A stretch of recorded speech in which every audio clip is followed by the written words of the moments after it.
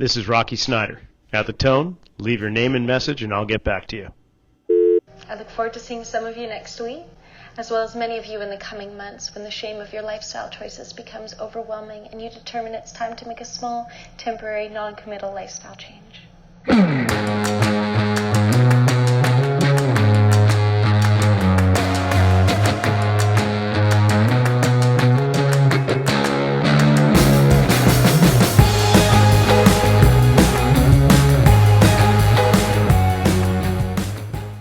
Well, welcome back for another episode of the RockFit Files. With me this week is a good friend, colleague who I have known now for going on 7 years when we first took the Anatomy and Motion course in Corte Madera, California, just north of San Francisco, back in March of 2014. Oh my gosh, it seems like so long ago, and then yesterday at the same time. Now, Margy Verba here, she has, coincidentally enough, before even going to the Anatomy and Motion course, she had a company at Flow Motion Education, and it just so happens to coincide with the Flow Motion model. So if you hear those words, that don't think she's taken anybody's idea. Sometimes brilliance pops up simultaneously around the world. So Margy, welcome.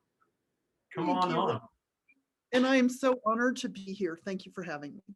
Oh my gosh, it's such a pleasure. So you are in one of the most beautiful places on earth. Every time you post something on social media, more often than not, it has this amazing sunrise or sunset of the Eastern Sierras. You are in the Mono Lake area of California, Eastern Sierras near Yosemite. I mean, it can't get much more beautiful than that. I'm pretty happy here. I wouldn't trade it. It's got I its different cons, like everything in life, but I wouldn't trade it for the world. And you've led quite a few people, fellow students, into the rooms of Anatomy and Motion, because you're not the only one in this kind of reclusive area of California to have gone through the course, right? It's almost like the most obscure, like if you could think of a place where are the most Anatomy and Motion students, you probably wouldn't think, oh, I know, Eastern Sierras of California. I know, yeah.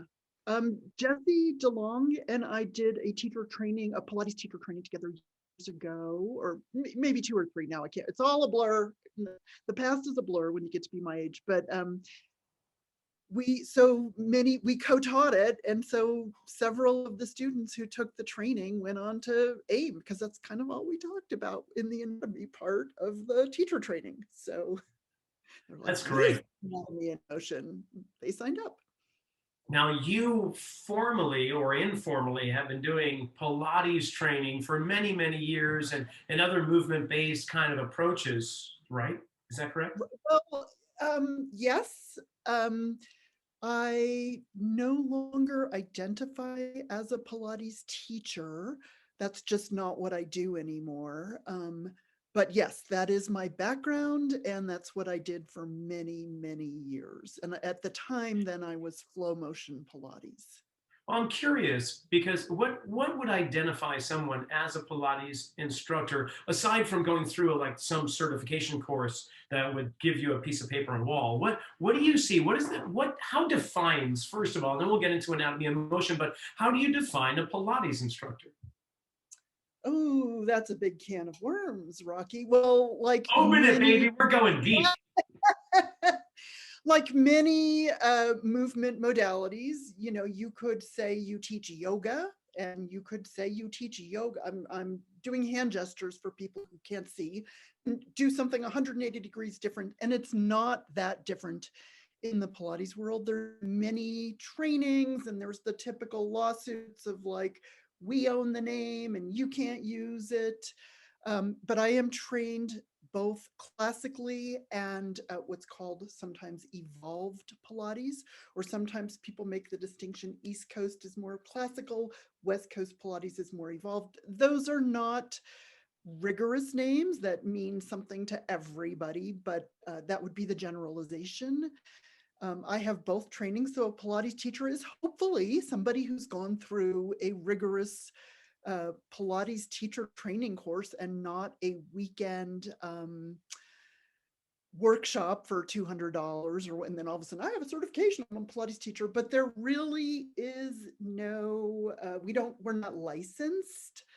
In fact, I'm not even sure technically the way the word certification is used in the US government or whatever, whoever defines these things, I'm not even sure there's real certification. There is a national exam. Yeah, I guess they are the only ones technically, legally, if you take the national exam, where you can say you are a certified Pilates teacher. That doesn't mean there aren't tons of people running around saying they are certified Pilates. Like I said, it's a can of worms. And by the way, I did take the exam and pass it. I just haven't kept up the continuing yet. So my certification has expired.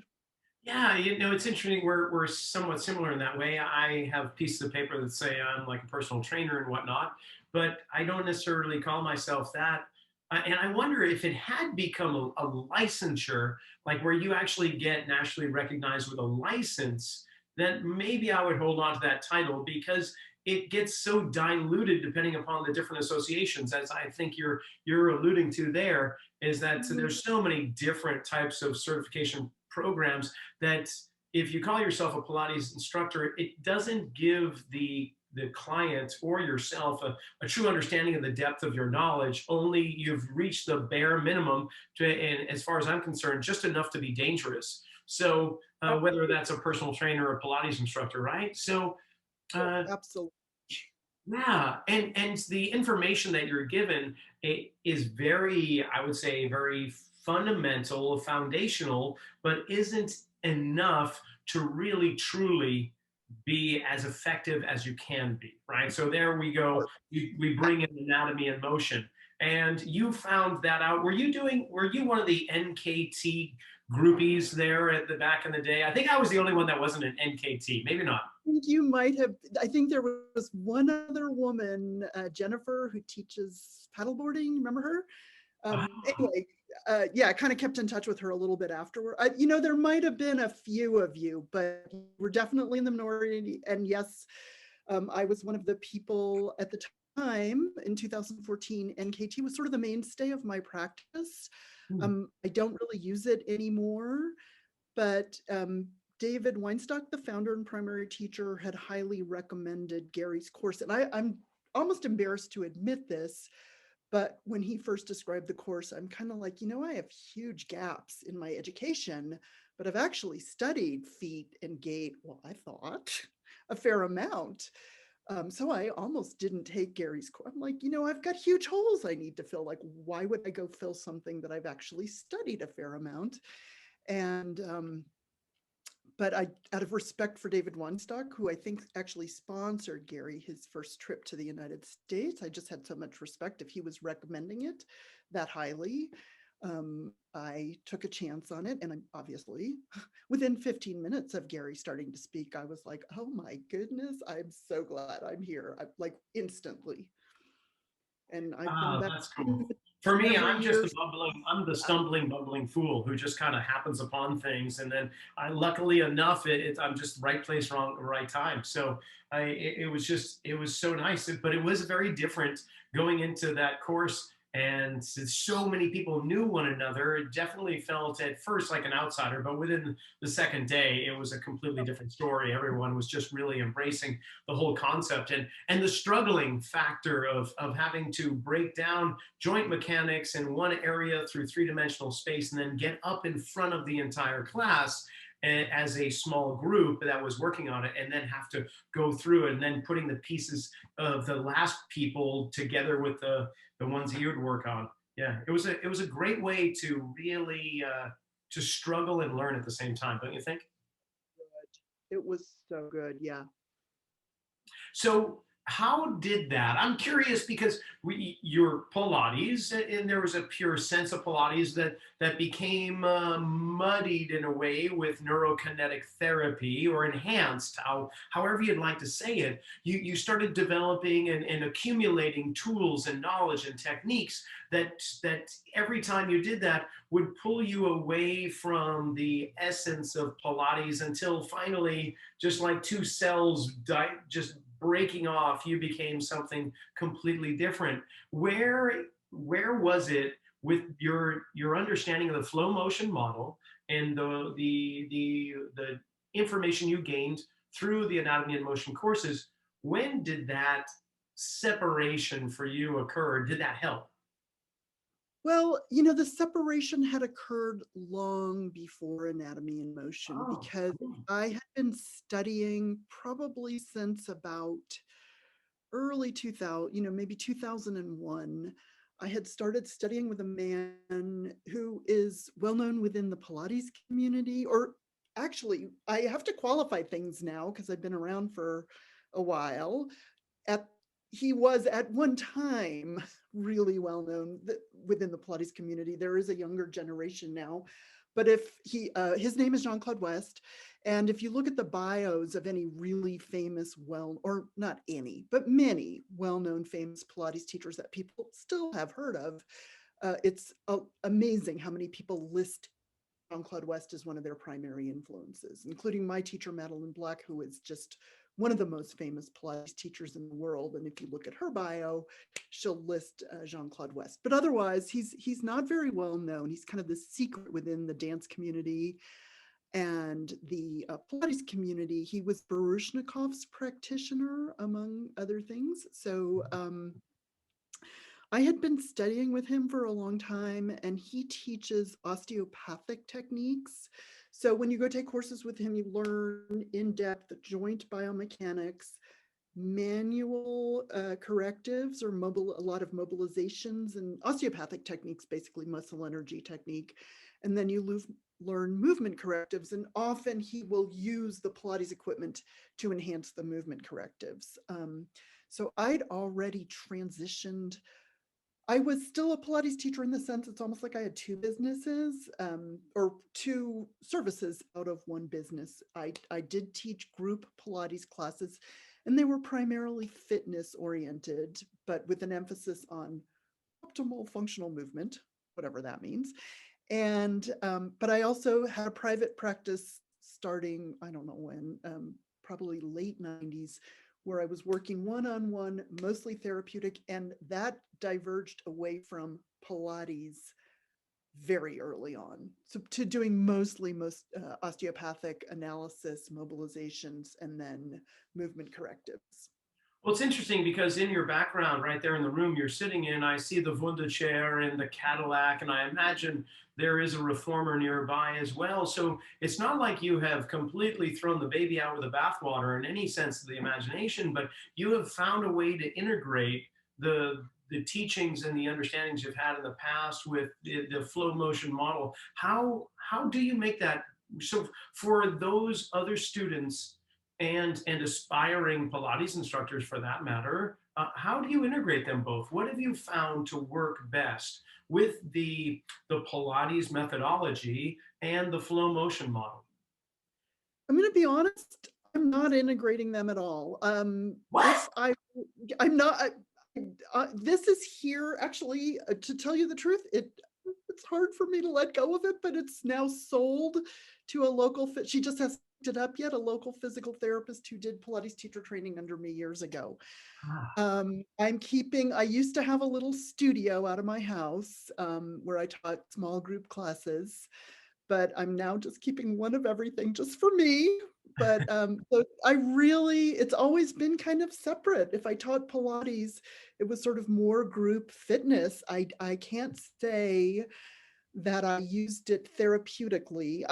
I would use the equipment sometimes, because the equipment can give you both assistance and resistance. So I would use it, so it's nice sometimes when it gives you assistance and you want to encourage a certain joint motion in a very fragile elderly person or somebody who's injured. So I did for a long time use the equipment therapeutically, but I can't say that it was anything in the Pilates repertoire.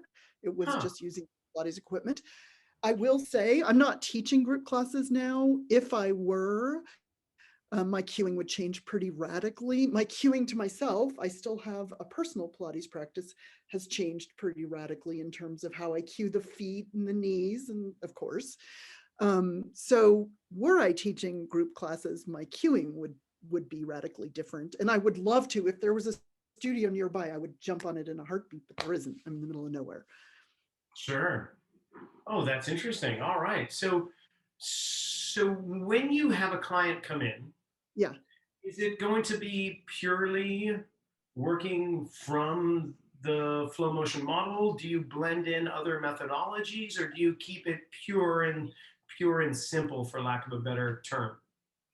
I would say it's about 99% anatomy in motion at this point. And I am not seeing anybody in person, but even when I was pre-COVID, I'd already got to a point where it was about 99% of what people got when they came to see me was based on the flow motion model and the thought process or reasoning process that we're taught in the course. And that did not come easy to me at all. So I came back from the first course, and they used to teach it a little differently. So I would, back when you and I started, there was a level 1, level 2, level 3, maybe level 4. I think you and I got up through quote unquote level 3.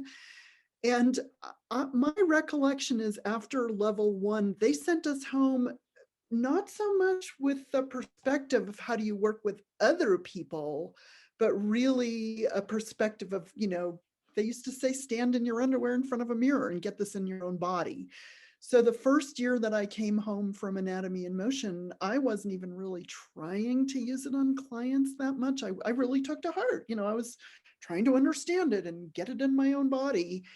And so then after the second time I went back, I was going to try to use it with my clients. And I think I did attempt, actually, let me take a step back. After the first time I took the course, I did attempt to do the poor man's foot scan and assess talluses, whatever the correct word is. And I remember coming back, and every talus that I palpated was inverted and externally rotated. And I'm like, I think I'm doing something wrong here, because really, this probably isn't what's really occurring in my client base. So I came back.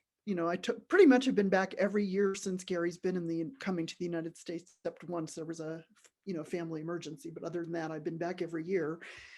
And I think it wasn't until after the second time that I came back and that I could find the talus and assess it. And I started using it on people who came in with foot issues, and I got a reputation locally as being a foot person. But if they came in with back or shoulder or neck or anything else, I just did what I'd always been doing, kind of tried and true, because it's not as if it wasn't working. And it wasn't until the third time I took AIM that I came back, and I just didn't know how to integrate it. I was really struggling. And I just thought to myself, you know what, screw it. I'm going to forget everything else I've been doing all these years, and I'm going to just try. I mean, AIM is really rich and in content, and I'm going to just try to use what I've learned in the course and the thought process. And I kind of threw everything else out, and I started getting the most amazing results. And I don't want to say it was easy, but it was easier. I kind of had a system. I had a process. I had a map, a model. And it's only recently that I've started, maybe within the last 6 months or so, that I've started integrating back in some stuff that I used to do pre-AIM. So I'm kind of backwards of most people. I did integrate AIM into what I was already doing. I kind of threw that all away, really went deep into AIM, and then now I'm just slowly starting to integrate back in some of the stuff that I used to do. It definitely is an interesting process, and you speak to different people about how they are moving through this journey, and some will do exactly what you do, where they're kind of hesitant to really roll it out until they get a complete understanding, while other people just jump right into it and kind of stumble along and learn as they go.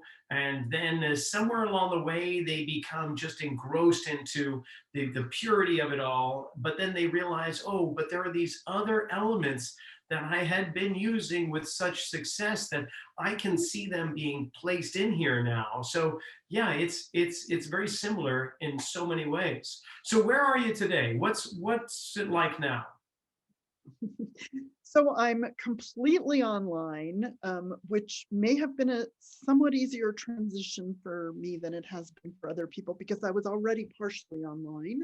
Actually, thanks to somebody within the AIM community, I was at one of the Santa Cruz courses, and in the breakouts, I worked with her. And I guess she liked the way I work because she got in touch with me and said, I have a client in Switzerland and there's no one there. I don't remember what year this was at this point, maybe 16. Anyway, and would you work with her? And it's kind of like, I don't know if this is going to work online, but I'll give it a shot.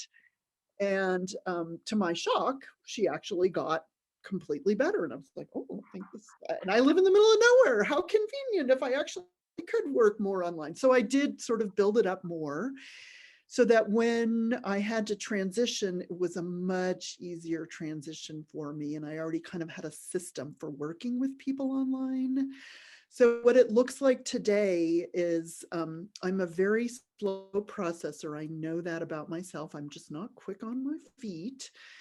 And I love doing gait analysis or any kind of movement analysis, but cogs and all that. But I really like using those apps where you can film people and then you can compare left strike, left strike from the front, right strike from the back. And other movements I like, the slider where I can look frame by frame, like what's that heel doing? And I realized I don't like doing that in front of the client. I want to be able to like, how boring for them to watch that. And I mean, I could be explaining what I'm thinking, but if somebody's got a lot of little pieces that draw your eye, it gets, I need to be scratching my head and thinking to myself and not trying to explain to someone else until I kind of have a story and a picture in my mind. I fell in love with that. So I had already started doing this pre-COVID, and I've just refined it where I have people send me a gait video walking to and fro.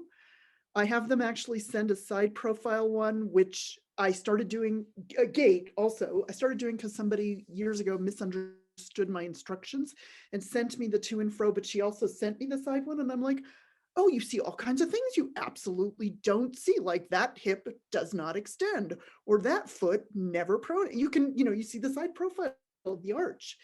So I have people send me that. I have them send me pinless and just a version where you rotate, right, rotate left, but maintaining contact with the tripod. And I have them film their feet from 12 o'clock, 11 o'clock, 1 o'clock, 6 o'clock. I get a ton of information. And they send me also their history and their primary complaint and whatever, other information like what have you already tried, how did it work, that kind of thing. And then I do the analysis before I even meet with them, and I produce a findings report and a home exercise program that we then meet and go over the findings, and I teach them the program. And I charge, of course, I'm charging for the time for doing the analysis. That's why I kind of have to produce something like a findings report. Yeah. And, you're paying for something, but here you have photos with circles and text explaining what I see. So I am just loving doing it that way. But that must be a lot of time for everything you described. I mean, I can't imagine you doing that in the course of just 1 hour or maybe even 2 hours. How long does it take you? I haven't exactly. Okay, so I'm estimating to do just the findings report, which is so watching the video footage and taking the photos and circling the things, and I allocate 70 minutes for that, which I'm charging for every penny. And then I literally have numbers like this in my mind, and I allocate 15 minutes for coming up with the home exercise program once because this is just the preliminary program. It's not a forever program, but I might have in mind a primary phase that we might be working toward, which may change, of course, over the course of working with someone. And then I have a library of videos of the exercises. So making the home exercise program, that's pretty easy. It's just cut and paste the link to the video into their program. And then we meet for an hour and 45 minutes. And I go over the findings with them and teach, maybe do more assessments, things that I couldn't, I think, can that pelvis hike on the left? I don't know. It doesn't do it in gait. Let's see what happens, outside of Gait. So I do more assessment. And then I teach them their program. And I also include in the package now. So it's an intake package. It's pricey. I send them wedges and a few other props. I do the findings report. I do the home exercise program. We meet for an hour and 45 minutes. And I include in the package a follow-up, because I've had too many people where you give them a program and then you find out later that, oh my God, it killed me to do that, or it didn't help at all. Or so I want to nip that in the bud and really quickly make sure they're doing their exercises correctly. As Chris would say, are they doing the right thing? I don't know, I'm paraphrasing. Are they doing the right thing the right way? So it's just and the follow-up is just email exchange. They send me videos of them doing their homework, and I send them little videos back or comments like, watch that big toe that you're, scrunching the big toe every time you do this movement or whatever. So, and then I also offer one that's less expensive, but it's all email exchange. We never meet. And then I'm working on, this is my big project, is a do-it-yourself version where you just watch videos. You have a bunion, you have plantar fasciitis, try this. And then if they want to, called DIY, do it yourself, if they want to check in with me, they can send me a video where I just correct their form. And so there's zero context. I don't know what hurts. I don't know anything about their history. So but it's way, way, way less expensive. So it's a way for people to help themselves who might not have the money to do my full intake process. Kind of like a quick hack into the system, so to speak. Yeah. Just a way Wow, of getting feedback if they want to. The spectrum of service you offer is very impressive. I'm just amazed by that. The next thing I'm wondering is that, of course, we've been doing, like you say, you've got a client in Switzerland. I've got people all over the place, right? For within California online, as well as on the East Coast in Canada, and for that matter, all over. So what I have found myself, and maybe it's just because it's different, but I am truly enjoying doing the sessions online through a Zoom meeting, more so to some extent than actually in person. And I think it's because it's really allowing me to hone my skills of observation and verbal cueing. And really, I can see, it seems like I can see better when watching it. Maybe it's the two-dimensional image on a screen compared to more stimuli in person. I'm not sure. Do you find the same thing? Absolutely. Yes. Really? Yeah. I mean, it's the person, I live in a very small community. Even geographically, it's huge, but we're so sparsely populated. So inevitably, and I've been here for 20 years, inevitably, many of my clients are also buddies, or we have a really good friend in common. And I kind of miss that, like seeing, I have a small studio out of my house. I'm pointing to the door, people would come to my house, and I do kind of miss that, of course. But yes, I actually find it incredibly, shockingly effective. Of course, there are times where I just want to get my hand on that foot and see, can it disassociate forefoot, rear foot, or, what am I seeing? But so I miss that, of course. But no, I'm, especially I live in the middle of nowhere. This is like heaven. I don't have, if it's blizzarding or the roads are icy, I don't have to worry about driving to work. True, true. Okay, we have there's over 1,000 anatomy and motion students, at least on the Facebook forum, on the group forum there, and of all a variety of levels of these students. Many have taken those early levels and haven't taken a 6-day immersion course. Others have only taken the 6-day immersion course. And then there are those that have taken a variation of what came after the 6-day immersion course, where you've got the 2 or the 4-day and so on. Yeah. So for those that were, I think, in the beginning stages, what kind of how would I say it, levels of learning or stages of understanding and comprehension did you experience from when you first started taking the course till this point in time? Like, were there like landmark occurrences where you began to see the body differently, or you began to get a deeper understanding of joint mechanics? What were those kind of stepping stones? Um, Let me actually go backwards on that one, Sure. because where I was before COVID hit is, I kind of had a system. I had, with Jessie DeLong, who's also in the community, she and I share a library of exercise videos that we send our clients. So we had really built up quite an extensive library. And I would say, 95 of them are AIM based. And then COVID hit, and Chris Sritheran started doing his once a week little tutorials.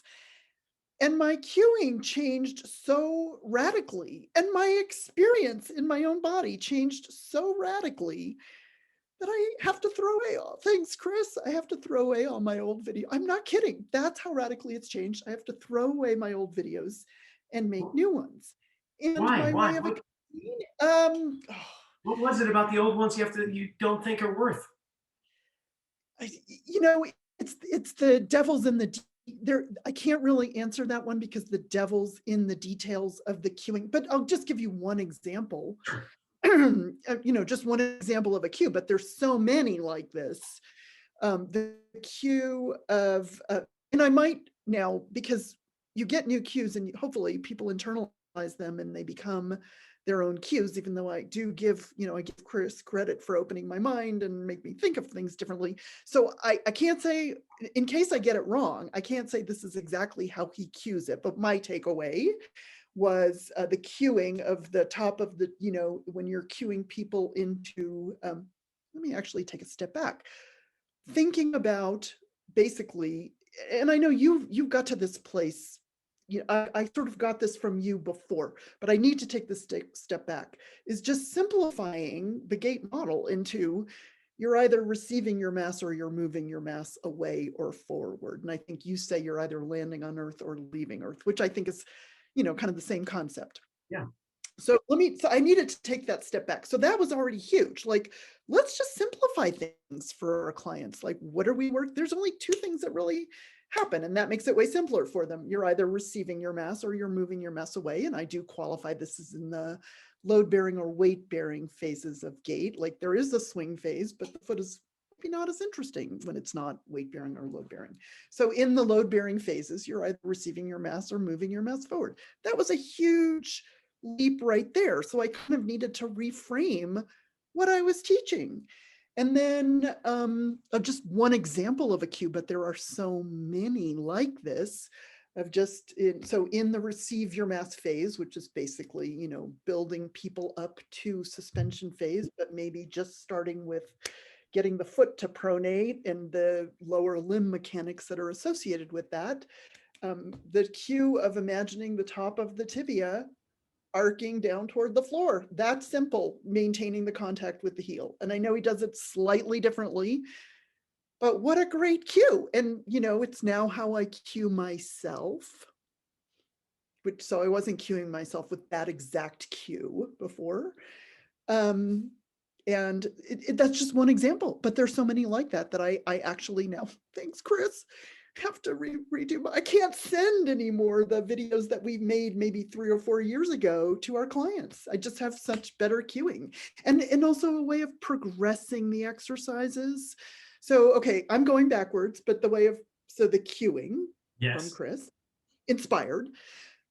Going backwards, the progressions of how to get somebody into suspension phase. It's just I have a whole new progression now, and I think a lot of people, and maybe I'm just projecting, maybe it's just me, but the building up of a phase, like, obviously you can't just throw every cue at a client, especially if your client is not particularly a mover. I currently have, I'm just thinking of one example. This happens all the time. I currently have ex-professional dancer as a client, and I'm having the hardest time cueing her because she's has trained her body toward an aesthetic and what her movements look like. And it's very hard for her to untrain that, you know. So everything she does, she dances. So the cueing, how to progress an exercise to build up to a phase, that's changed. So I'm going backwards. That's kind of a leap.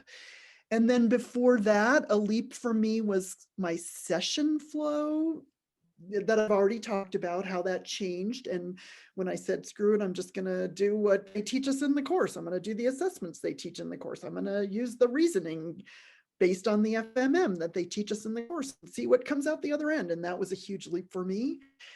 And then I think I've already described the other two. It was a leap to get up above the foot, to really make the connections with the neck and the foot, you know.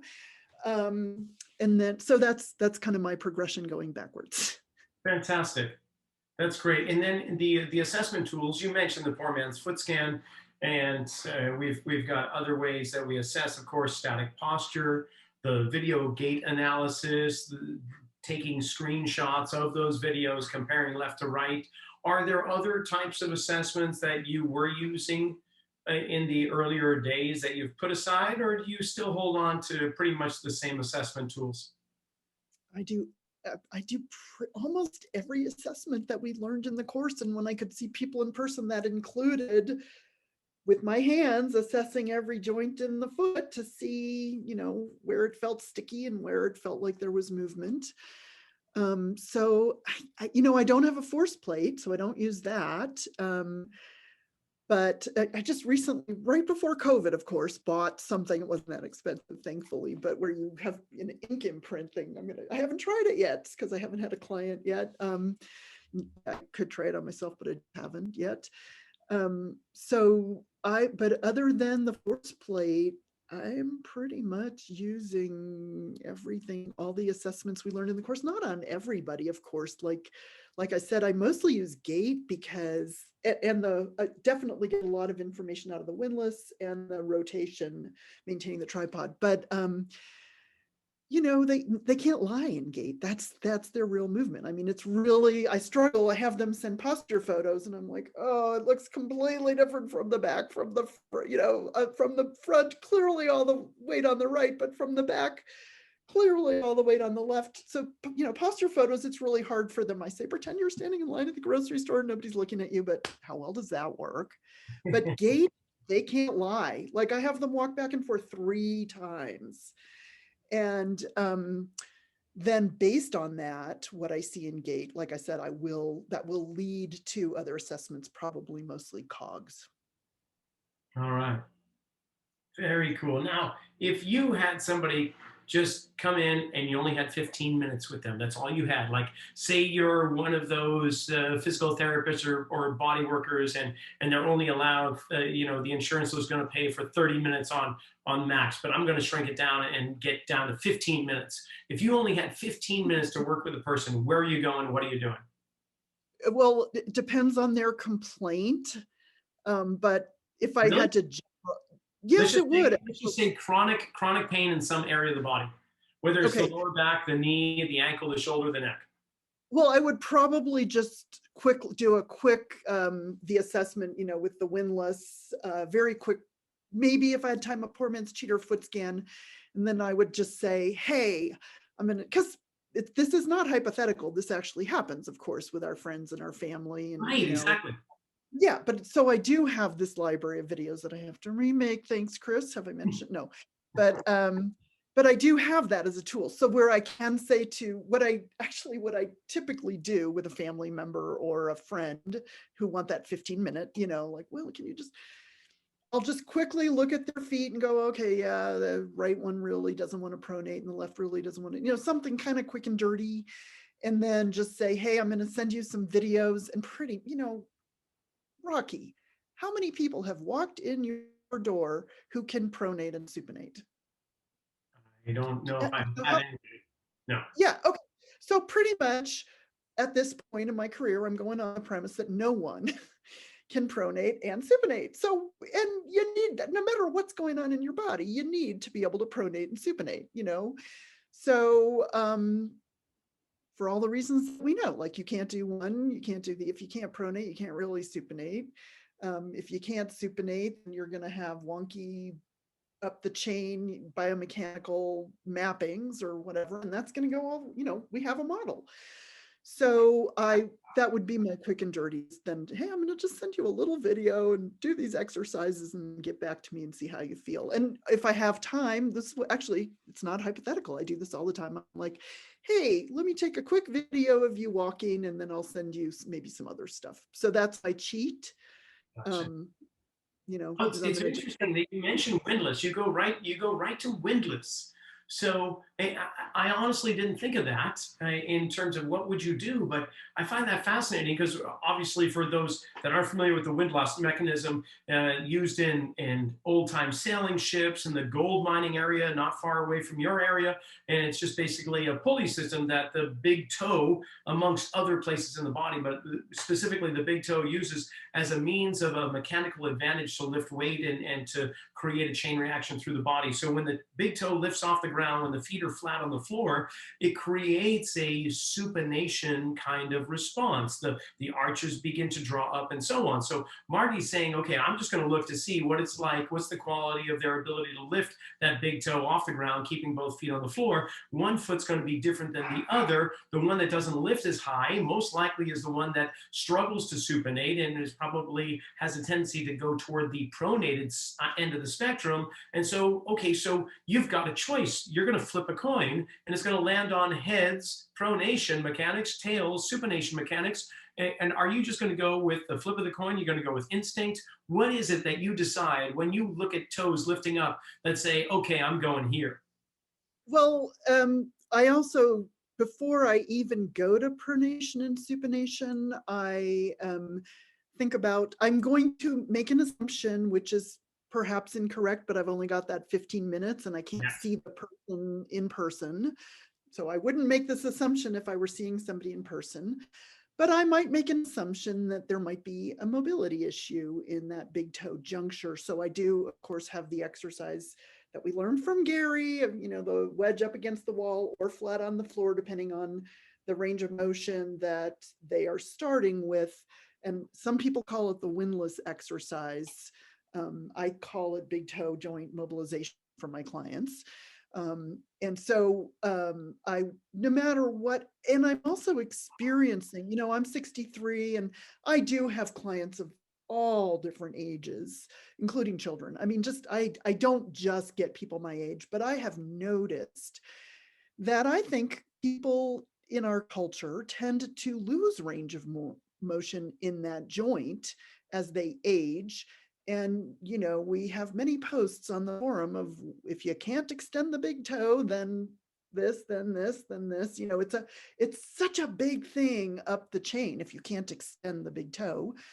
So I'm actually working on a generic workshop because I teach big toe dorsiflexion to just about everybody, maybe one side more than the other. I teach how to pronate to just about everybody, how to supinate, how to, I call it resupination, transition, full supination, propulsion to just about everybody. So I'm sort of, what's the word, encapsulating all of those things, the generic things that I end up teaching to just about everybody into a workshop format. So that's kind of a big project I'm working on right now. So beautiful. I love it. I think also what I love is if I had asked the same question about the 15 minutes, I would, to any of our colleagues, I would get something a little bit different. And that's the beautiful thing, because we're basically like the mice in the maze, starting at different corners and the cheese is in the center. And we can navigate through that maze and figure out which way to go. And we're all going to reach that cheese most likely in the center. And one person's going to start at the big toe. Another person's going to start at the spine. Someone's going to start at the skull. Somebody's going to start at the pelvis. Somebody else is going to start at just the foot ankle complex. But we can all meander our way through understanding of the flow motion model and the joint mechanics to get us to navigate right into that central place where the true nugget it lies, you know? Yeah, yeah.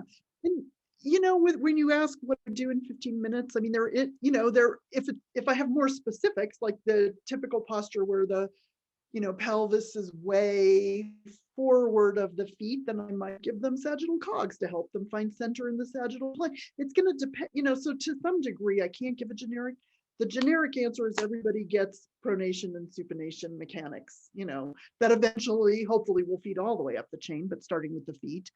And the more specific answer is, like I'll just use this dancer that I just started or ex-professional dancer I just started working with. And she's trained herself to float across the room and her torso doesn't move at all. So she's kind of like a box on legs with beautifully, I don't know, so in her case, I might focus on cogs, like let's get a little motion into that spine because there's zero. So that would be, but again, I wouldn't try to teach anything in 15 minutes. To me, that's too stressful. And I think it's too stressful for them in a way, but I'm just like, hey, I'm gonna make a list. I'm sending you the videos and get back to me. Yeah, it's one of those dinner party events, really, that somebody comes up to you in the middle of something and says, hey, I heard you do this. Can you give me some advice? And that's kind of what I'm going at. But I believe this hour has just completely flown by. And I knew it would. I knew just chatting with you makes time it practically just, I would say stand still, but it just goes at breakneck pace before you know it, another day dawns. And I'm just looking forward to seeing what you're creating with your workshops and the work that we'll continue to do with anatomy and motion. I just adore you. I think the world of you. You've been a phenomenal teacher to me when we do our hangouts in Santa Cruz or online or whatever the case may be. Your insight and your knowledge of biomechanics is just so valuable. And I can't thank you enough for honestly, for helping to be one of my guides through these last 6+ years. Sincerely, it's wonderful. Rocky, back at you. I can't even believe you're saying that, but back at you. I mean, I love being able to, which I've done many times, like, Rocky, can you explain to me, like, the knee, whatever it is, like, what's your take on this? I thank you so much for being that person for me and for teaching wonderful study groups. And I have learned so much from you over the years. That would take we'd have to have another hour for me to talk about that. Okay. My arm just broke from patting ourselves on the back. So while that heals, tell us, how can we get more information about Margy Verba and flow motion education? Well, I'm working on a new website, which will hopefully be live by the time this airs. But if it's not, there will be a forward to my current website. But the new one that will be live any day now is Flow Motion, all one word, flowmotioneducation.com. If you'd like to find out more information about the Flow Motion model, anatomy and motion courses, or Gary Ward himself, pick up a copy of his book, What the Foot, at findingcenter.co.uk. And while you're at it, pick up a copy of my book, Return to Center, where I take the Flow Motion model and apply it to strength training and conditioning. You can get a copy of that at rockysnyder.com. Thanks for listening.